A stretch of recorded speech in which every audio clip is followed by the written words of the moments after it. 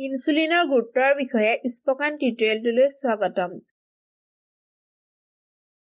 এই টিউটৰিয়েলটোত আমি শিকিম অগ্নাশয়ৰ পৰা ইনচুলিন নিঃসৰণৰ বিষয়ে। শৰীৰত ইনচুলিনৰ ভূমিকা। ইনচুলিন হৈছে এটা দৰকাৰী হৰম'ন।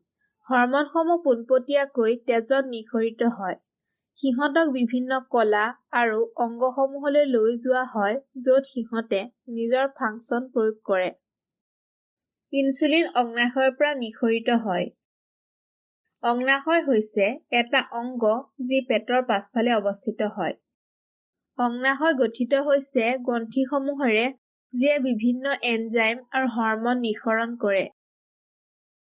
এতিয়া আমি ইনচুলিনৰ নিঃসৰণ আৰু ইয়াক প্ৰভাৱিত কৰা ফেক্টৰসমূহত মনোযোগ দিম। বহুতো ফেক্টৰ আছে যিয়ে ইনচুলিনৰ নিঃসৰণক উত্তেজিত কৰে। আটাইতকৈ গুৰুত্বপূৰ্ণ ফেক্টৰটো হৈছে তেজত থকা গ্লুক'জৰ লেভেলটো। মনত ৰাখিব যে খাদ্য খালে গ্লুক'জৰ লেভেল বৰ্ধিত হয়। অন্ত্ৰত খাদ্যৰ অৱস্থিতিৰ কাৰণে বিভিন্ন অন্ত্ৰজনিত হৰম'নছৰ নিঃসৰণ হয়। ই লগতে ইনচুলিনৰ নিঃসৰণক প্ৰভাৱিত কৰে। খাদ্যত তিনিটা প্ৰধান সূক্ষ্ম পুষ্টিকৰ পদাৰ্থ থাকে: শ্বেতসাৰ, প্ৰটিন আৰু চৰ্বি। বিভিন্ন খাদ্যৰ প্ৰতি ইনচুলিনৰ প্ৰতিক্ৰিয়া ভিন্ন হয়।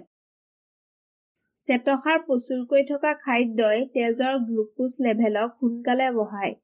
ইয়াৰ ফলত অধিক পৰিমাণৰ ইনচুলিন নিঃসৰিত হয়।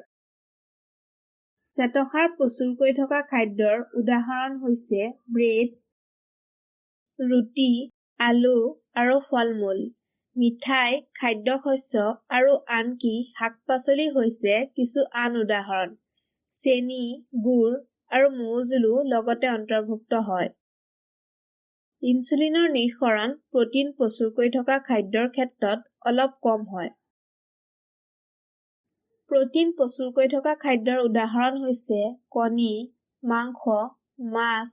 ইনচুলিন নিঃসৰণক উত্তেজিত কৰাৰ ক্ষেত্ৰত চৰ্বিৰ প্ৰভাৱ আটাইতকৈ কম। চৰ্বি প্ৰচুৰকৈ থকা খাদ্য হৈছে ঘিউ, তেল, মাখন ইত্যাদি। ইনচুলিন দুটা অৱস্থাত নিঃসৰিত হয়। ই হয়তো বেচেল ৰেটত হয় নতুবা পিক ৰেটত হয়। ইনচুলিন অবিৰতভাৱে কম পৰিমাণত নিঃসৰিত হৈ থাকে আনকি কোনো খাদ্য নাখালেও। এইটো হৈছে বেচেল ৰেট। খাদ্য খোৱাৰ পাছত ইনচুলিন অধিক পৰিমাণত নিঃসৰিত হয়। ইয়াক জনা যায় পিক ৰেট হিচাপে। ইনচুলিনৰ নিঃসৰণৰ বিষয়ে জনাৰ পাছত আহক শৰীৰত ইয়াৰ ভূমিকাক বুজো। ইনচুলিনে কোষসমূহক গ্লুক'জ লোৱাত সমৰ্থন কৰে। এইটো হৈছে ইনচুলিনৰ সকলোৱে ভালকৈ জনা ভূমিকা। ইনচুলিনে কোষসমূহক খুলিবলৈ এটা চাবিৰ দৰে কাম কৰে। কোষসমূহে তেতিয়া তেজৰ পৰা গ্লুক'জক লয়। এই গ্লুক'জক কোষসমূহে প্ৰধানকৈ ব্যৱহাৰ কৰে শক্তি উৎপন্ন কৰিবলৈ। যেতিয়া আমি আহাৰ খাওঁ, আমি এটা তৃপ্ত অৱস্থাত থাকোঁ। শৰীৰে গ্লুক'জক এটা ইন্ধন হিচাপে ব্যৱহাৰ কৰে শক্তি দিবলৈ। আহক চাওঁ কি হয় যদি আমি বেছিকৈ গ্লুক'জ লওঁ। লিভাৰত অতিৰিক্ত গ্লুক'জখিনি গ্লাইক'জেন আৰু ট্ৰাইগ্লিচাৰাইডছলৈ পৰিৱৰ্তিত হয়।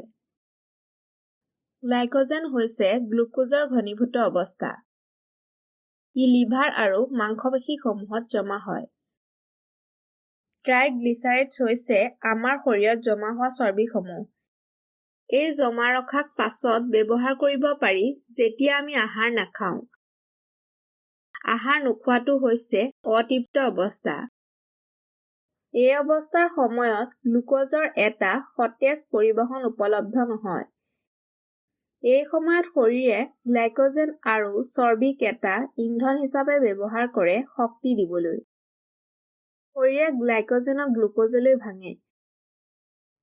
ইয়াক লাগে আমাৰ মগজুৰ বাবে যাক গ্লুক'জক এটা ইন্ধন হিচাপে প্ৰয়োজন হয়। আন শ্বেতসাৰ নোহোৱা উৎসসমূহকো লগতে গ্লুক'জলৈ পৰিৱৰ্তন কৰা হয়। উদাহৰণস্বৰূপে এমাইনো এচিড, লেক্টেট, গ্লিচাৰল। এই পৰিৱৰ্তন প্ৰধানকৈ লিভাৰ আৰু কিডনিত হয়। তথাপি পৰিৱৰ্তনটোক ইনচুলিনে বাধা প্ৰদান কৰে। ইনচুলিনৰ বিভিন্ন ভূমিকাসমূহৰ ভিতৰত আটাইতকৈ গুৰুত্বপূৰ্ণটো হৈছে শক্তিক পৰিচালনা কৰা। আহাৰ খোৱা অৱস্থাত ইনচুলিনে শক্তিৰ সঞ্চয়ক সমৰ্থন কৰে। ই অতিৰিক্ত গ্লুক'জক চৰ্বিলৈ পৰিৱৰ্তন কৰাক সমৰ্থন কৰি ইয়াক কৰে। চৰ্বিক ভঙা আৰু পৰিৱৰ্তন কৰা গোপনে হয়। সেইবাবে ইনচুলিনে শৰীৰত চৰ্বি কমাত বাধা দিয়ে। এনেদৰে ব্যক্তি এজনে শৰীৰত জমা হৈ থকা চৰ্বিক ব্যৱহাৰ কৰিব বা গলাব নোৱাৰিব। আহাৰ নোখোৱা অৱস্থাত কম পৰিমাণৰ ইনচুলিনে চৰ্বিক ব্যৱহাৰৰ সমৰ্থন কৰে। জমা ৰখা চৰ্বিসমূহক ভঙা হয় শক্তি প্ৰদান কৰিবলৈ। আন এটা হৰম'ন আছে যিয়ে তেজৰ শৰ্কৰা লেভেলক অটুট ৰাখিবলৈ ইনচুলিনক সহায় কৰে। ই হৈছে গ্লুকাগন হৰম'ন, যাক অগ্নাশয়ে নিঃসৰণ কৰে। আহক চাওঁ গ্লুকাগনৰ সৈতে একেলগে ইনচুলিনে কেনেকৈ তেজৰ গ্লুক'জ লেভেলক অটুট ৰাখে। যেতিয়া তেজৰ শৰ্কৰাৰ লেভেল বাঢ়ে, অগ্নাশয়ে ইনচুলিন নিঃসৰণ কৰে। ইনচুলিনে তেজৰ পৰা গ্লুক'জক লয় আৰু কোষসমূহত দিয়ে। ই তেতিয়া লিভাৰত গ্লাইক'জেন আৰু ট্ৰাইগ্লিচাৰাইডছৰ গঠনক সমৰ্থন কৰে। তেজৰ গ্লুক'জ তেতিয়া নৰ্মেল লেভেললৈ আহে। যেতিয়া তেজৰ শৰ্কৰা লেভেল কমে, অগ্নাশয়ে গ্লুকাগন নিঃসৰণ কৰে। গ্লুকাগনে লিভাৰত গ্লাইক'জেনক গ্লুক'জলৈ ভঙাক সমৰ্থন কৰে। ই তেজক গ্লুক'জক এৰি দিয়ে। ইয়াৰ ফলত তেজৰ শৰ্কৰা তেতিয়া নৰ্মেল লেভেললৈ আহে। এনেদৰে ইনচুলিন আৰু গ্লুকাগনে এটাই আনটোক সমবেদনা দিয়ে।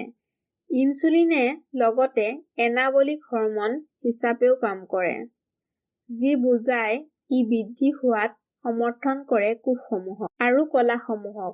ই লগতে হাড়ৰ বিকাশ আৰু গঠনতো সহায় কৰে। ইনচুলিনৰ আন এটা ভূমিকা হৈছে শৰীৰত পটাছিয়ামৰ লেভেলক নিয়ন্ত্ৰণ কৰাটো। ইনচুলিনে কোষসমূহৰ ভিতৰত পটাছিয়াম সোমোৱাক সমৰ্থন কৰে। পটাছিয়াম হৈছে শৰীৰৰ বাবে এটা দৰকাৰী খনিজ পদাৰ্থ। ই অন্তৰ্ভুক্ত হয় মাংসপেশীৰ সংকোচন, হৃদযন্ত্ৰৰ ফাংচনসমূহত আৰু তৰলৰ ক্ষমতা ৰক্ষাত। ইনচুলিনৰ এই লাভজনক ভূমিকাসমূহক দেখা যায় যেতিয়া ই নৰ্মেল লেভেলত থাকে।